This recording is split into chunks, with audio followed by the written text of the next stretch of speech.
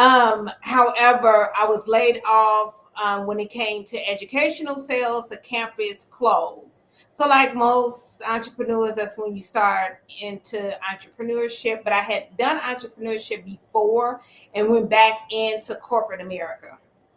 And so I got back into it and found myself into the truck driving recruitment space because I wanted to get back into being a recruiter. But I didn't know much about trucks. I'm south side of Chicago, so of course I knew what dry van was, obviously, and I knew what flatbed was, and I knew what dump truck was just because of the Tonka trucks. And that was probably about it. But I had a great mentor, Larry with Sterling Solutions. So he really walked me through everything over the years of being in it, more like a father in trucking than a mentor, to be honest with you. But then, as I'm doing this business, been in trucking now for almost 15 years coming up, and my mom started saying stuff, and she's in her early 80s, and she started talking, and I'm like, the only people that would be saying these terms would be if she was one of us, right? And I'm like, what are you talking about, Ma? And she said, well, this is back in my Superior Coffee days. Well, come to find out, she used to work for what we would call a shipper, and she was part of the logistics. She would be dealing with the BOLs, making sure everything went through. Probably what we would now be considering like a coordinator. So this was in her early 20s. So I'm like, when were you going to tell me? When were you going to tell me this? So I think we had already moved to Texas, and we have been here for 10 years. So I was good and in the business by the time I found out that my mother had been working in logistics in her past life. So a long time before I was born. But yeah. And you want to know about my TTT life now, trucktractortrailer.com. Yeah, because you got so many things going on. It's just, where do you find the time? Well, I had a few people say, where do I find the time? But they all kind of go together. Okay. Because I'm really in the recruitment and retention space. So they really all go together and they're great partnerships of each other. So it's almost like one big job. Literally. Gotcha. That's really what it feels like, is one big job. But I am now the head of jobs at trucktractortrailer.com, which is a robust and a great job board. So that's what that is. And it is not just for truck drivers, but logistics and supply chain overall. So it just makes sense. Yeah, no, definitely. I mean, with that being said, and you kind of laid this next question out for me perfectly, but as head of jobs, how are you leveraging your position to create more opportunities for women in trucking and logistics? Yeah.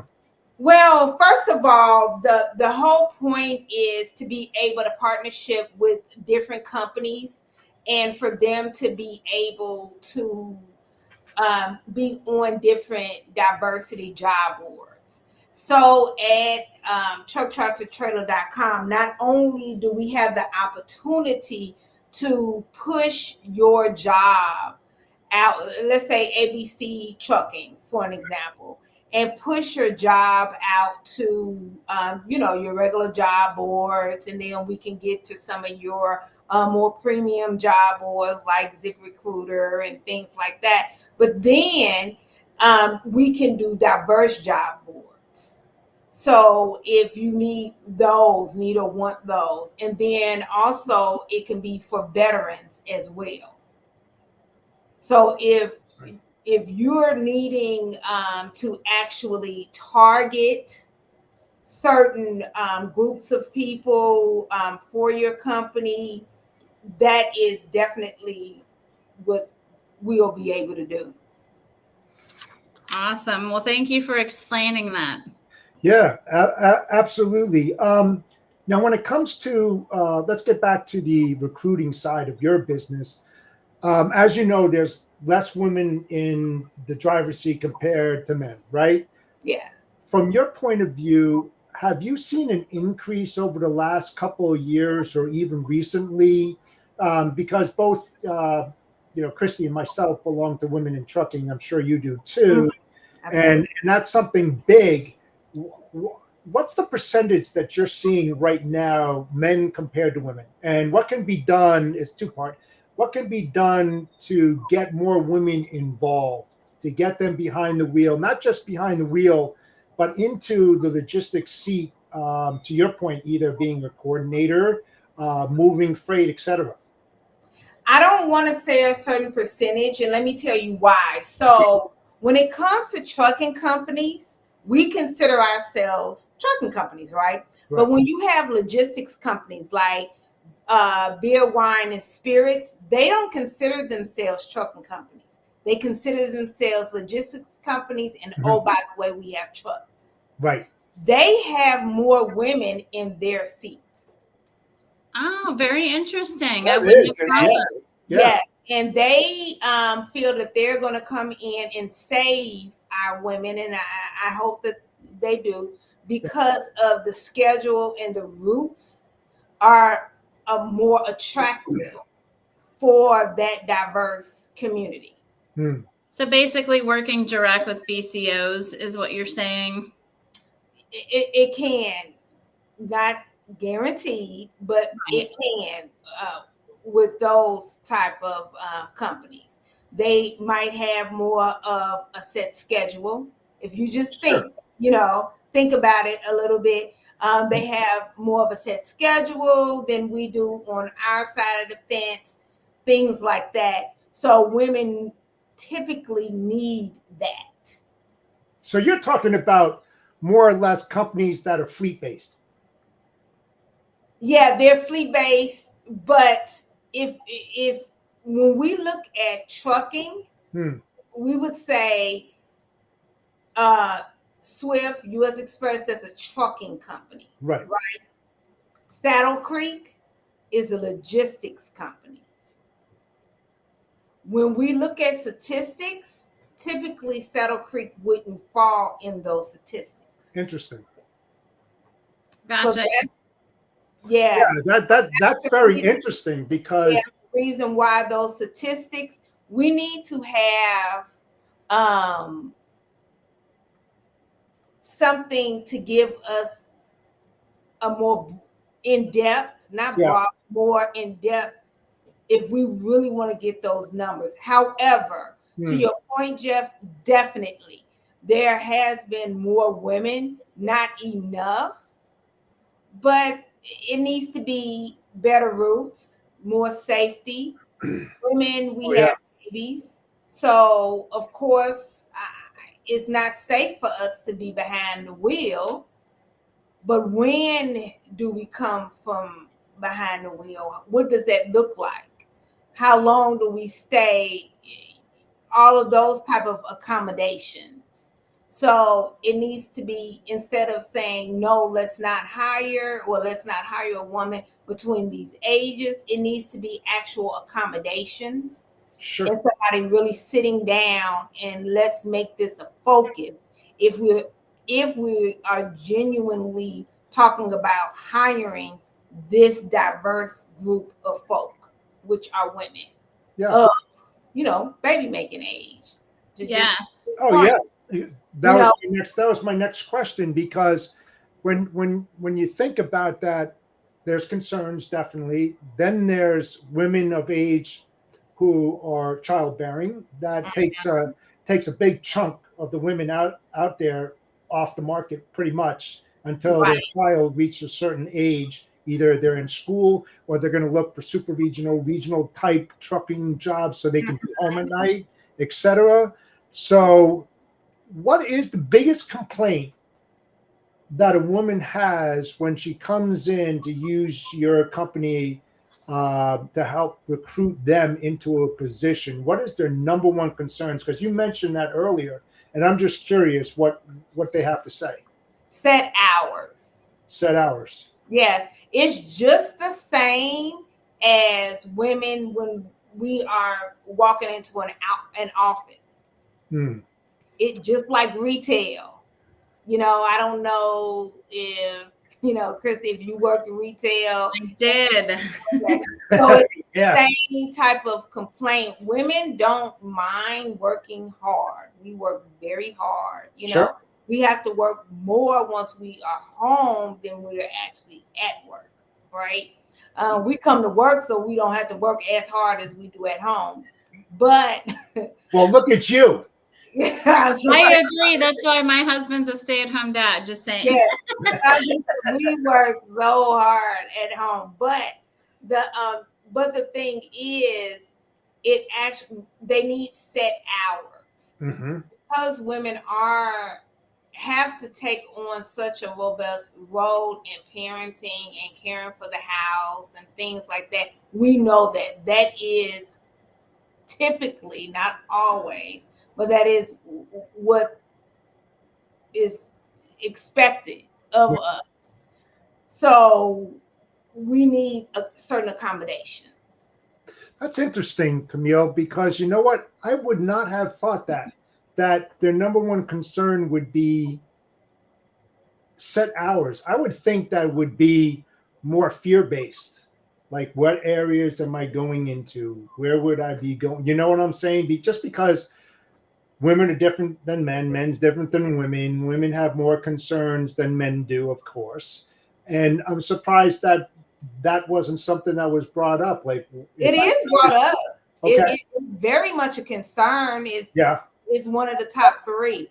But the first is ours. Typically, women, if they have children, those are the ones we're talking about, right? In that age.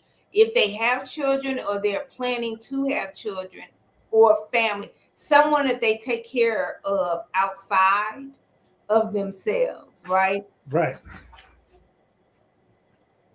Their concern is, how do I take care of home? Right. So do you find it challenging then to find them jobs, or do you find that the carriers are becoming more adaptive to the needs of the actual women drivers that have those needs? No. That's not a good answer, but it's a real answer. On that one, no. Yeah, no.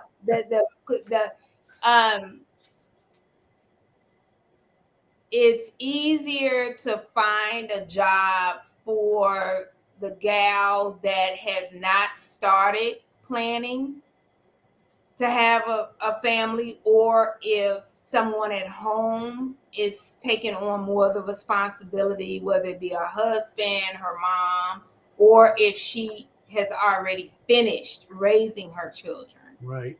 And now this is her me time.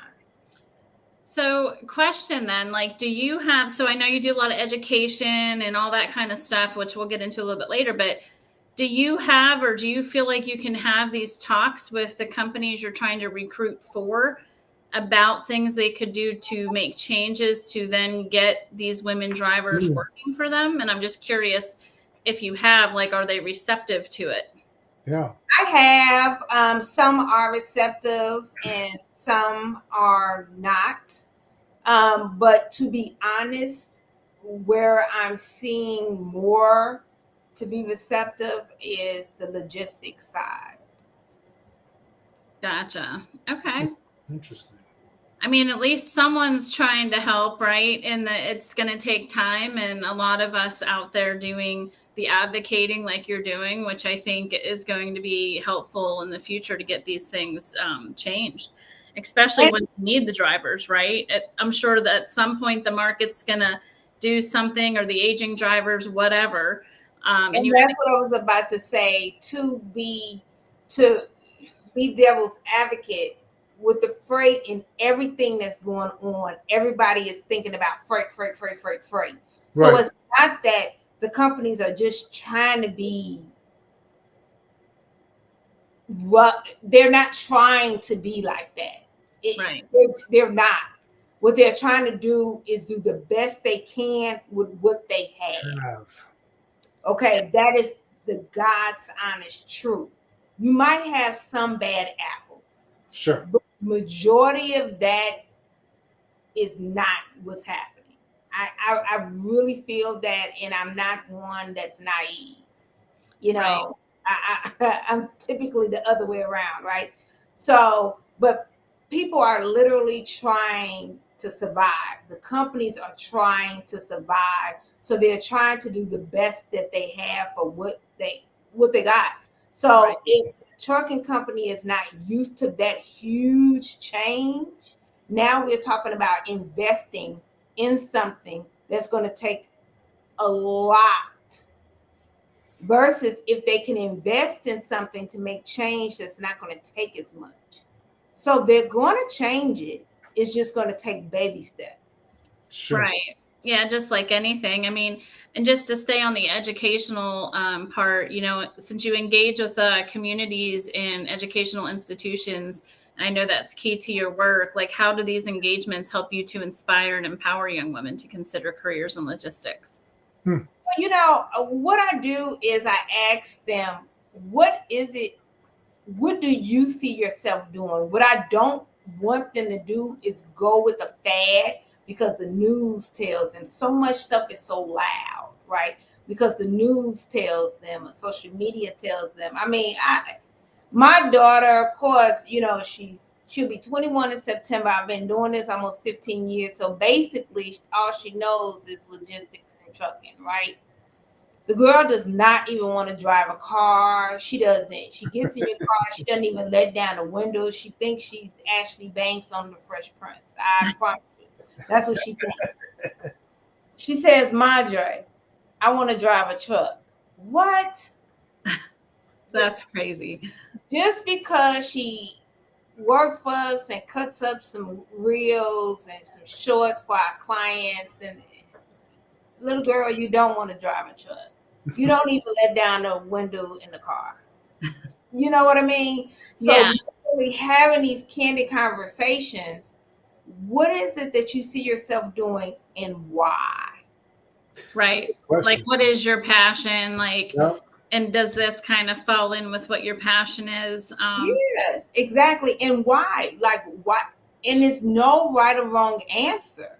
Don't let society dictate your why. Don't let social media, because something no. Why do you want to do it? Because everyone has a place in trucking. I really feel that. But it does not mean that you have to drive a truck. I'm in trucking. I don't drive a truck. You don't really want me to drive my Acura, so but that doesn't mean I'm not in trucking. So once you have that, they open up. So what did your daughter say to you? Because I almost wonder too if it's like, hey, I'll make mom proud or be a part of this in some way, and maybe that was just something she decided to throw out, or was she really trying to do that? No, she doesn't want to drive a truck. I think what it was is she was cutting, she was chopping up the clips, and it was like the whole female I roar type of thing. Like, I can do this, that whole mantra behind that. No, she doesn't. She doesn't even want to drive a car. Yeah, now I kind of figured once you said she didn't want to drive a car, she's definitely not getting behind a truck. That's for sure. So it's being realistic. So, and I always, when someone asks me this question, I bring, or something similar to it, I bring up that as an example. You don't want to shoot somebody's dream, but you want them to be realistic, because everything is coming at them and everything is so loud. So it's literally, you can still be in trucking. I want you to be in trucking. Right. And one of the things we talk about real quick is in regards to, like, when people think of our industry in general as a whole, they think of, in my opinion, like a truck driver. And that's like the only thing that there is to do. But there's so many different jobs within logistics. And I think us all talking about it, you being real about it too. Like, what is your passion? Why do you want to do this? And I think sometimes people like yourself, like we need more of that, asking these younger kids, younger generation, or whoever that's coming into the industry, because you want to make sure that this is what they want to do. Absolutely. It doesn't matter what it is. If you're a person that likes numbers and you want to do accounting and all of that, why not be an accountant and keep us all out of jail? Right. You will be in trucking. Make this your niche. Yeah. So those are the things that I say. You know, it makes their mind, and they'll say, oh, you know, like that. You know, talk about getting real. Like I'm as real as it possibly gets. So what I would say, if somebody came up to me, if a woman came up to me, you know, you want to be a driver. Well, have you ever been to a trucking terminal before? You know, show them the down and dirty of what they're really getting into. It's not a clean job. You know, I mean, most terminals that you walk into, a lot of grease, a lot of dirt. You know, it's not like your bathroom in your house and stuff like that. But getting a real taste of it before you think or want to jump into a position, Absolutely. It's like, if you have, I suggest this to anybody, whatever type of position you want to get into, logistics, ask a recruiter if they have a friend that you could go and visit, you know, and see how an operation actually works. You know, you're either going to have that passion and go, wow, this is pretty cool. I never knew that this happened. Or, oh, hell no, I ain't doing this. You know, this is what I got to work into, because it's not as clean as everybody thinks it is. Granted, there's some beautiful terminals out there that I've been into where you can take a white glove and go down the aisle and everything, and you're not going to have any dirt. But those are far and few between. But most of them out there, it's a dirty environment. What are your thoughts on that? I think that's superb. I mean, I think you should do that, like you said, with any job, not just trucking, but definitely you should do that so you can see exactly what you're getting yourself into. And even to piggyback on that, they need to go to a truck stop. Yeah, I agree. Do not look like Buc-ee's, okay? Bathroom is not going to be like Buc-ee's bathroom. So they need to go and literally see what that is like. They need to be able to hear number shower 74, you know, like everything that goes along with that. Right. And I was going to say, so my husband's brother just became a truck driver. Oh, congratulations. Yeah, working for a company, I think out of Indiana, PA here, but he's actually sleeping in his truck too, 4 nights a week. Not to change the subject of what we're talking about, like, but he's very interested in, like, how do I do more? How do I make more? Like, he's the guy that most companies can't get, right? That want to go further, and they're not coming home that night, but yet he's new to the industry.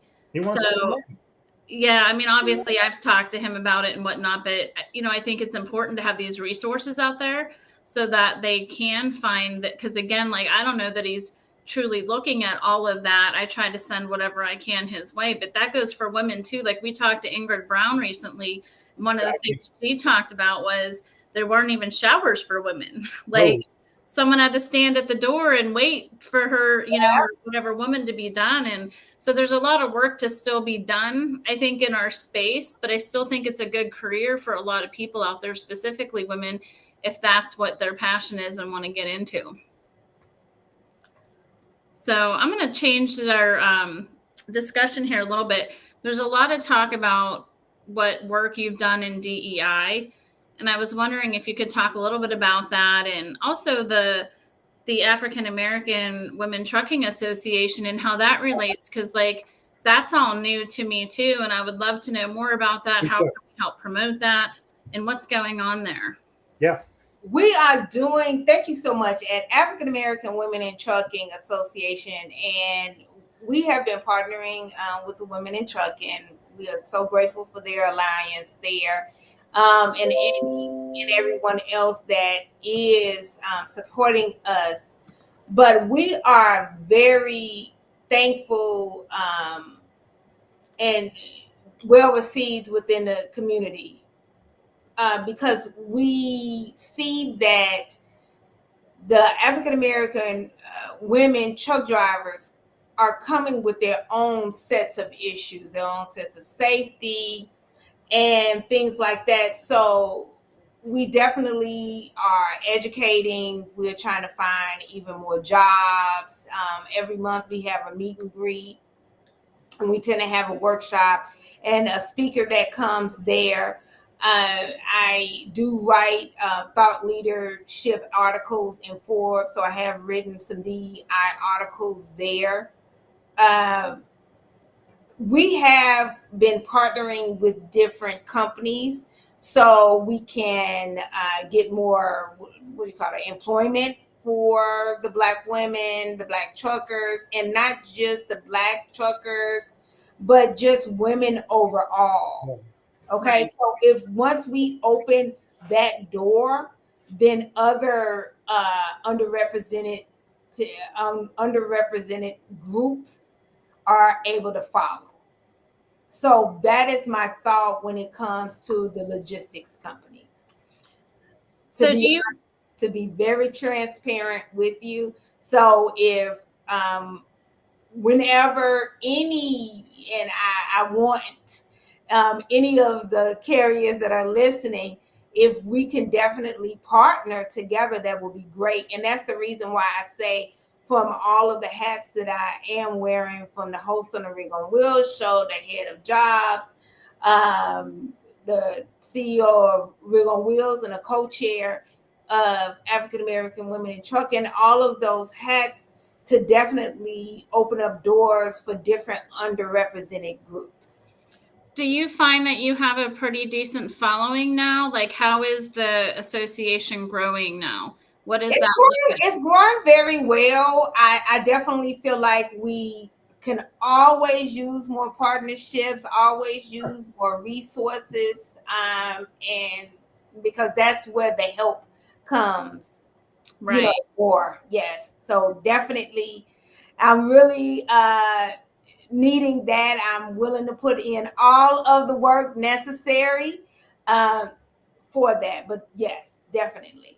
And before we go to our sponsor break, I wanted to get in one last question. So, can you tell our viewers, why do you feel DEI is so important? And, I don't know if there's an example that you can explain or talk about what it has done for one of your organizations, in general, by having DEI. Well, what I like to do, because I am the CEO of Rig on Wheels. So typically when I'm talking about this, I'm talking about this to other executives, other owners and stuff like that. When I wrote about it in Forbes, I'm writing about it on that particular level. So when we talk about it, we talk about it as profit. Okay. So I'm a no BS, no nonsense type person. When you are dealing with diversity, people look at you more of a higher level. You are open to more thought. Who is a company that has great diversity? Google. Okay. Sure. Google has a lot of thought. Google has a lot of innovation. Google has a lot of profit.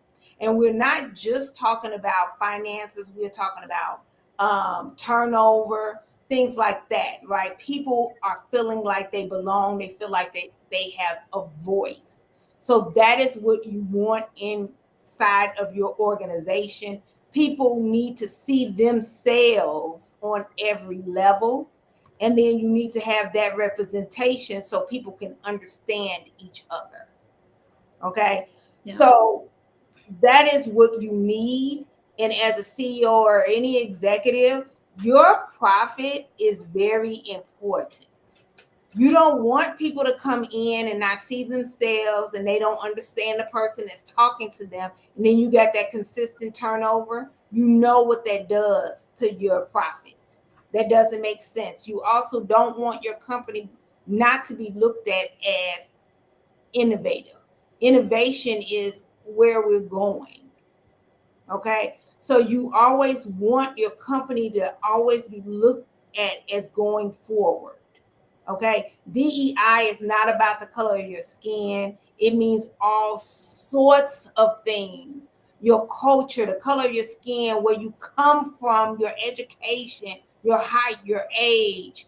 It is a plethora of things. A lot of things you can't even see, you don't even know about. But all of those different things are so very important.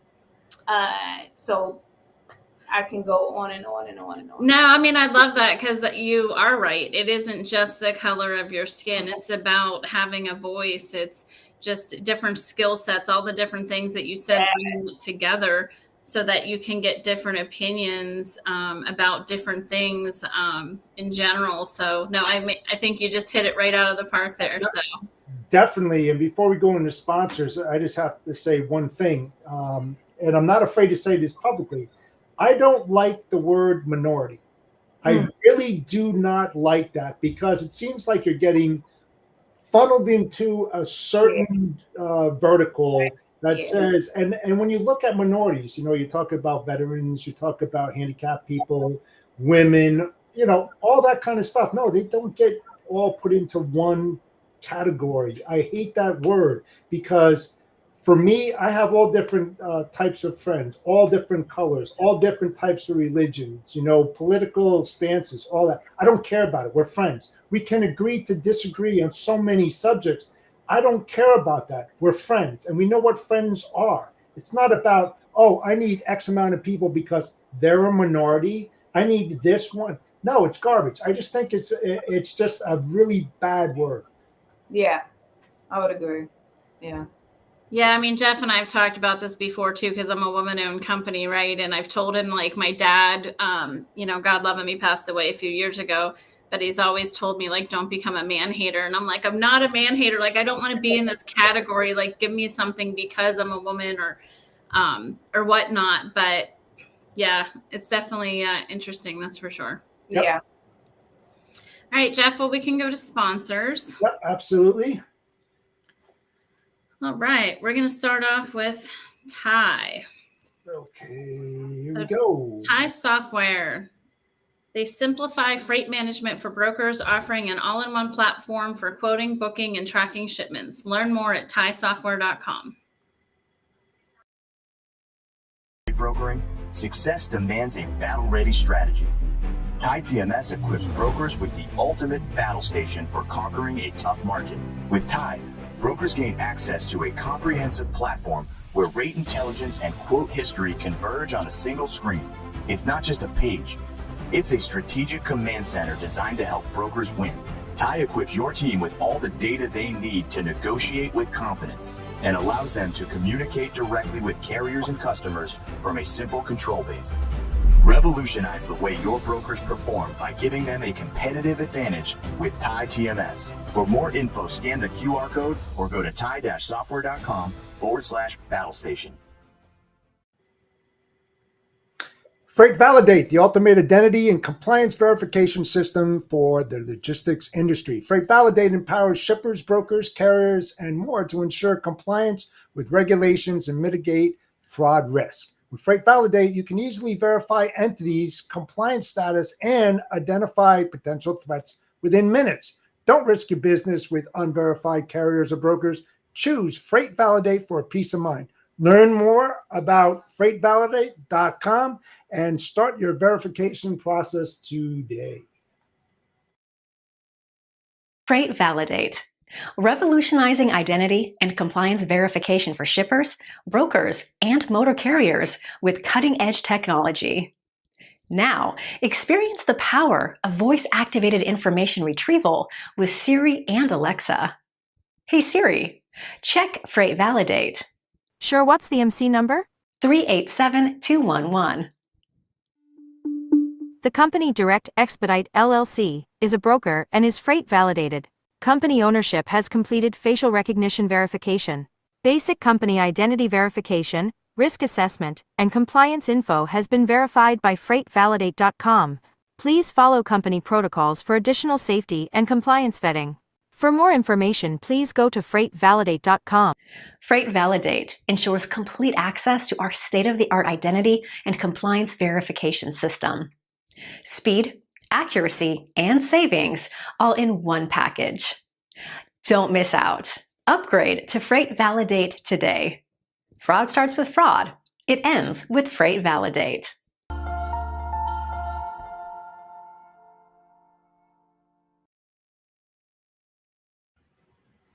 And our last sponsor is TAFS, which provides transportation factoring solutions to boost profits and increase cash flow for small and medium-sized companies. Contact TAFS at tafs.com to elevate your financial success. Trucking excellence meets unparalleled service. Enjoy exclusive benefits like our fantastic tire discounts. Need cash fast? Try our 1-hour advances. Plus, we're here for you 365 days a year. Need loads? We have a pro dispatch service. This is why TAFS was recognized as the top factoring company in 2023. You'll benefit from strategic partnerships for enhanced operations. Access business loans and manage your finances easily with our client portal, F2 Fuel Card, and mobile app.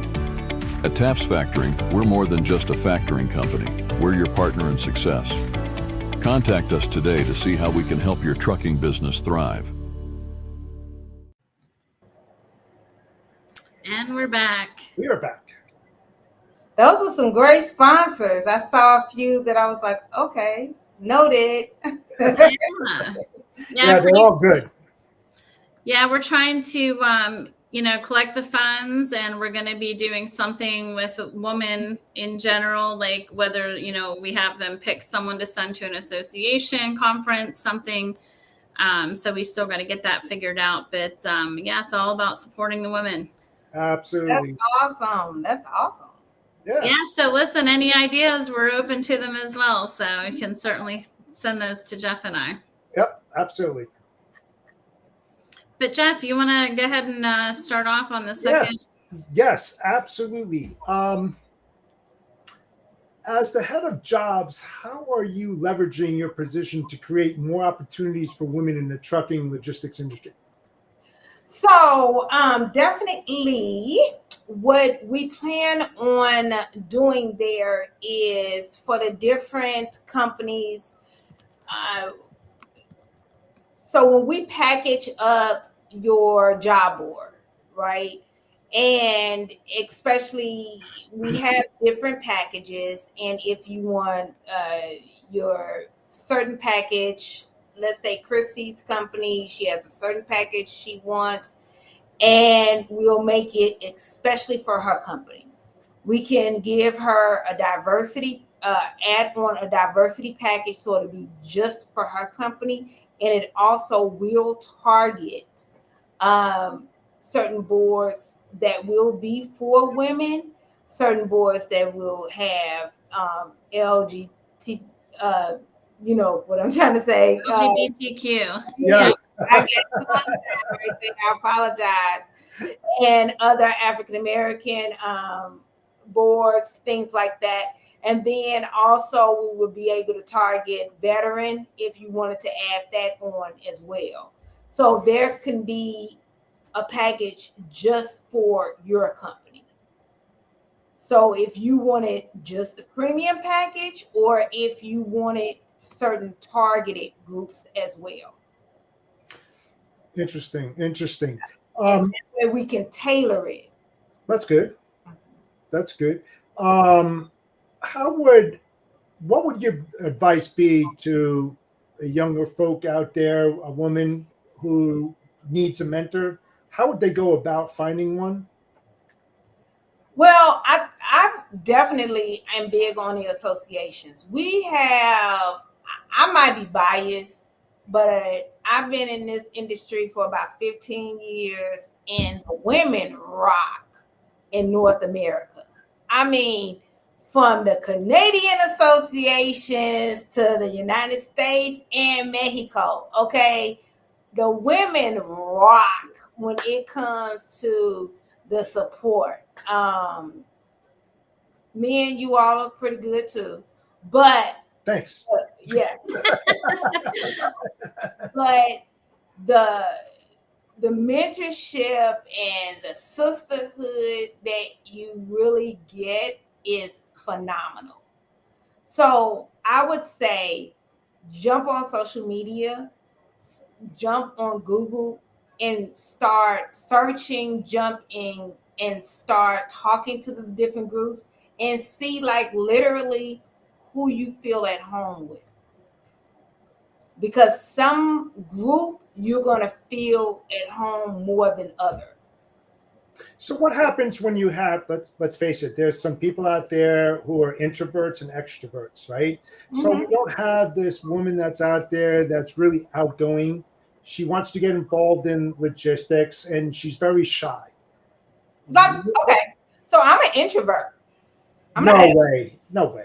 I'm an introvert with extrovert tendencies. Me too. Really? And I do phenomenal online. When it comes time for the conferences, I have to bring myself and get myself together. That's why last time I was at TMSA Elevate Conference earlier this month, and they had the wellness room where you can go and kind of be by yourself for a second. It was the best thing. I think they made it just for me. I really think so. Camille's room. Yeah, it should have been Camille's room. But I think you need to find your voice. That's what it is. And that is the reason why once you find your association, you will know it. So some associations aren't going to fit Belinda. Some just are not. I'm just giving out a name because it's going to be too extroverted for her. It's going to be too rah-rah. It's going to be like, for an example, I have always been into sales, but I'm not the rah-rah sales. I was trained up in more of a masculine sales environment. It wasn't rah-rah. It was very in your face. What have you done for me today? Because yesterday will get you fired. That's what I've known, right? So I'm not comfortable with the running down the aisle and slapping hands. That makes me very, very, very uncomfortable. But I know it's necessary because it's necessary for someone else, just not me. So once Belinda finds her association, and face to face is not always necessary when it comes to support. It's just not always necessary. But then for some, it is. Yeah, and I would add to that I find it easier when you meet someone online through LinkedIn and then you go to an event and you meet them then. Yes. For the people that are introvert, like, because during COVID, I saw this movement of so many people, like that was the way that they could, talk to each other and stuff. Then the conferences happened. It was like, oh my God, there's like 30, 40 people now that I've been talking to. So it made it actually a little bit different. So that's just something I think about too, because I'm like the one that's in the room, right? Like waiting for someone to come talk to me, but then I had to force myself to go talk to someone. And it's definitely challenging, but I think, talking about mentors in general, like it's so important. Just like you mentioned in the beginning of the show about Larry, like, I just think it's so important for everyone to have, not just one, but several people you can lean on and talk to about business and personal. And it's just so helpful. And until you do it, I think people don't understand. Yeah. And you just hope that when you're talking to people online, that they're better than what they are online when you meet them in person. You're like, oh God, I hope this person's really like the real person, And then another thing is for the introvert and the extrovert, they need to do self-reading on them, because some introverts are shy and some aren't. Like, I'm not a shy person. I can stand in a room full of 10,000 and speak. I don't have any, I speak to you. I don't even need a mic, that type of thing. But I'm just not I don't need to be out on certain things. I just don't necessarily need. But you just have to find your home. But it's also important for you to know who you are, so you know what you need to find. Right. I like that. I like that. I mean, I know you're speaking about some things in particular, but like, is there a barrier that you feel you've had to overcome in your career that's been tough for you to overcome? I have to, and still have to prove, because I'm a woman, so you got to prove that you know this and prove that you know that. But that's okay. I was born a woman, so it's kind of what I'm used to. And I just keep, fighting with it. I think part of it is the sales that I've always been in. So it's the challenge, and it's a known challenge for me. Right. Yeah. I mean, I think everyone has some kind of challenge, right? And it's interesting you say that, because working for my dad, that was my biggest thing. He put me in a position of power, but yet I still had to prove myself to him every step of the way when I shouldn't have had to. But it made me want to fight even harder just to say that you have.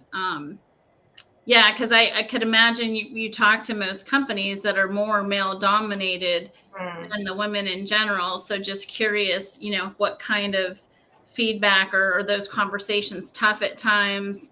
I'm sure it's not always smooth, right? No, it's not always smooth. And I just, I go back to my foundation, go back to my teachings, and whether the teachings are in the books or what Larry has taught me over the years with different things. And it may not always be, and I always revert back to Larry, because it's not always about business. Like Larry has, do you know who I'm talking about when I say Larry? I don't. Both of you all do? Yeah. Yeah. So he has literally been like a father figure, even though he's not that much older than me or anything like that, but he really has been. So it's more than just business. Right. Right. So it has been overcoming all type of stuff. My divorce, don't get married, all of that type of stuff. Like, did it anyway. Right. So it's been a lot. Yeah. Of things like that. So you really have to have that person that is looking out for you, and that person that thinks you can do it even before you know you can do it. Right. Yeah. Yeah, I love that. And we talk about like some of my other women friends that I have, CEOs. It's like having that tribe of women or men that you can go to that, like you said, it's not just, it might be about business initially, and then typically it becomes a friendship, and you learn so much more and can potentially grow even more as a person in so many different ways. Yeah. So that's awesome that you shared that with us. Yeah. And, a couple other things, you have your own podcast. So just curious, how has that brought, value into your business and the women out there looking at what you're doing? I'm sure you're inspiring to, so many other women. I mean, I've more recently seen you out there quite a bit, and been following you and what you're doing as well. And it's exciting to see you put yourself out there, which I love. Yeah. So just curious how that's, coming along for you, and what are you getting out of it? Well, let me tell you, talking about now that is outside of my comfort zone on an entirely different level. Okay. But it has been a joy. I have learned so much. I've learned so much about myself. I've learned so much more about our industry, more passionate about our industry. That is for sure. And yeah, I get a lot of women that are so supportive in what I'm doing, and I get so emotional about it because I love that. I never looked at myself, like they Yeah. look at me. No, I mean, it's giving me the goosebumps you talking about it, because like you're making a difference. And that's what I'm trying to get at. Like, I think it's awesome what you're doing because you're making a difference for people that feel like they need your help. Yep. They Yeah. need someone to lead the way. Yeah, and I'm like, I am so appreciative of them because I always think, okay, so what is it that you want me to talk about, or what is the next thing you need for me to discuss, and all of that type of thing, because that's what it's for. And I honestly can say that, and I want to have it be a voice for the carriers and the companies that are into the retention, because it's all about recruitment and retention. That's so huge for me. It has always been huge for me. I have always liked the trucking side of life. So, yeah, I come from a trucking family, and it's pretty important for me. So even though I came from a trucking family, I didn't know a whole lot about it until Larry had to sit me down like, Lord have mercy. But I was like, okay, I know what a dry van is. But, I get a lot out of it. Obviously, the carriers are, calling, but it's more than that. It's really increasing my emotional intelligence. Yeah, I love that. Yeah, that's really important. As a solo caregiver and mother, you have a unique perspective compared to others on balancing professional and personal responsibilities. What strategies have you found effective in empowering other women to achieve similar balances while pursuing careers in logistics? Well, I break it down and I say this to my recruiters, I say it to the support staff. It depends on, there's no one size fit all. You're going to screw it up every day. You're going to mess it up. You're going to cry. You're going to cuss a lot.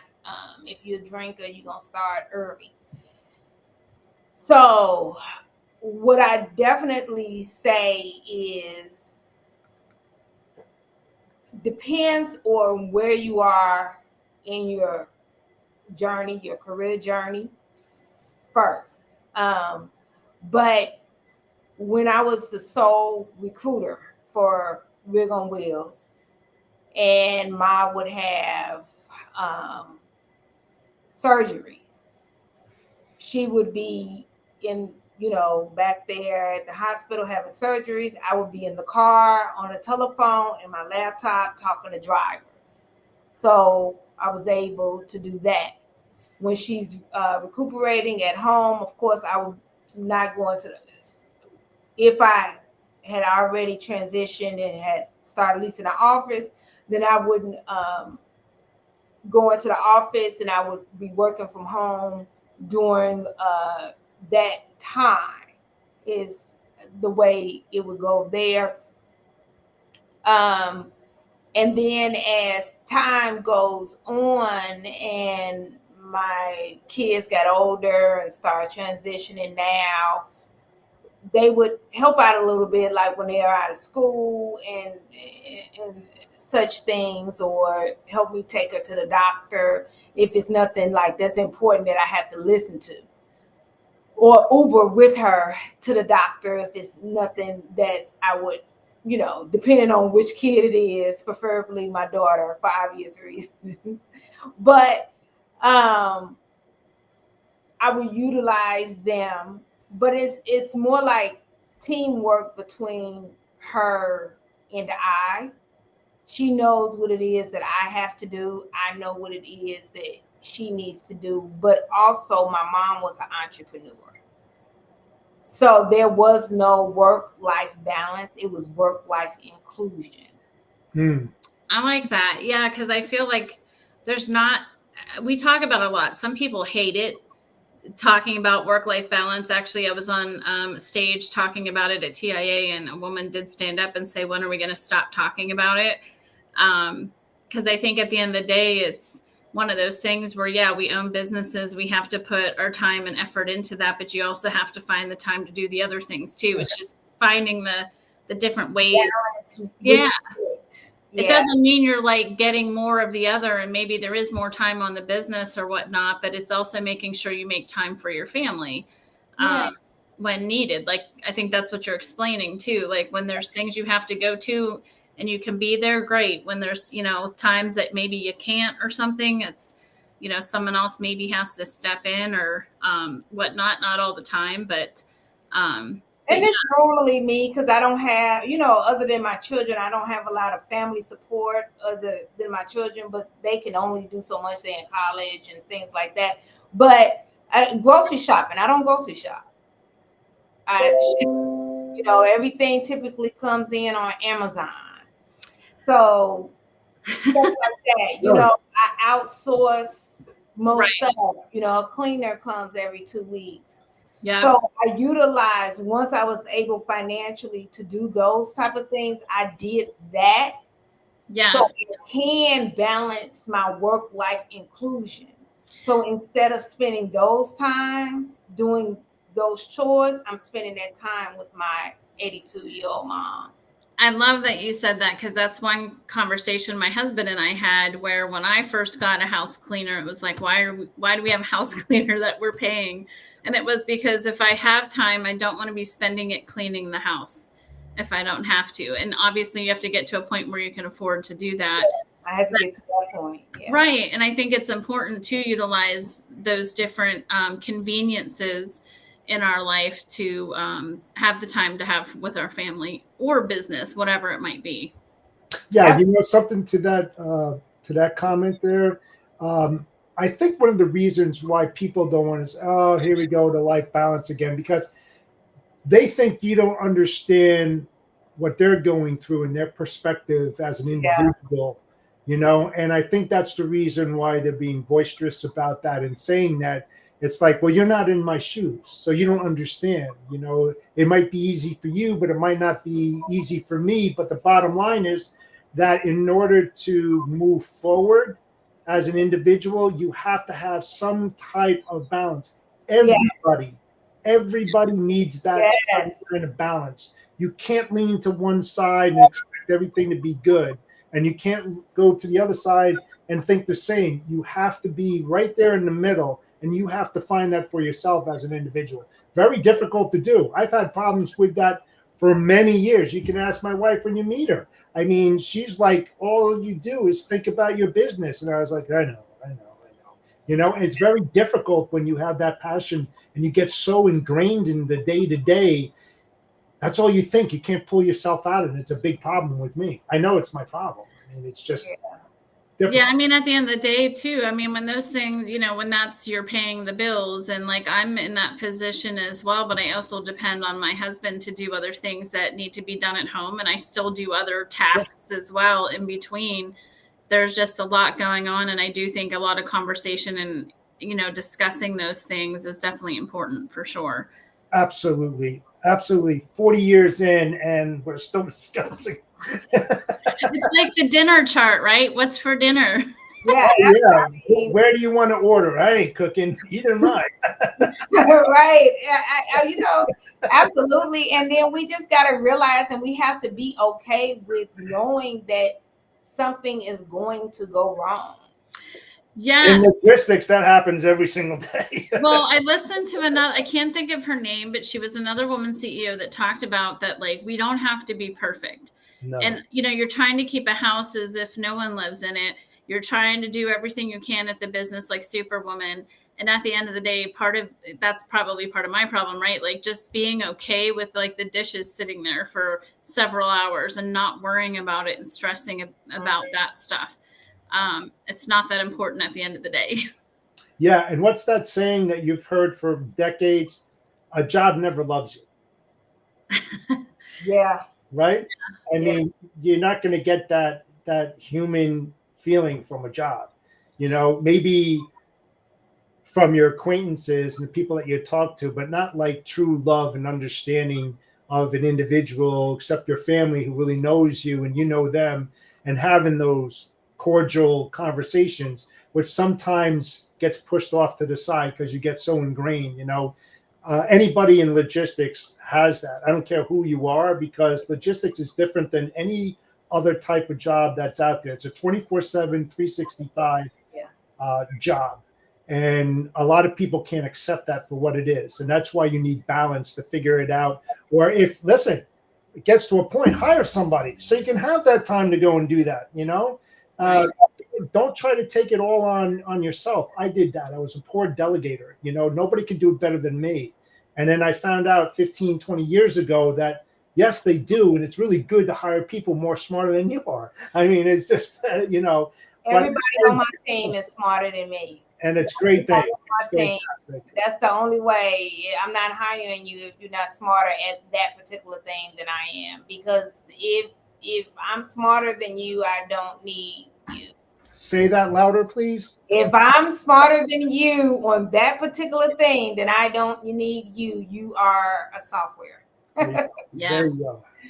So, well, we got to the top of the hour pretty fast today, and I feel like there's so many more questions we want to ask. So we'll definitely be inviting you to come back on the show again. Yes. But before we leave, can you leave our guests with some form of advice that you could give to them coming into the industry?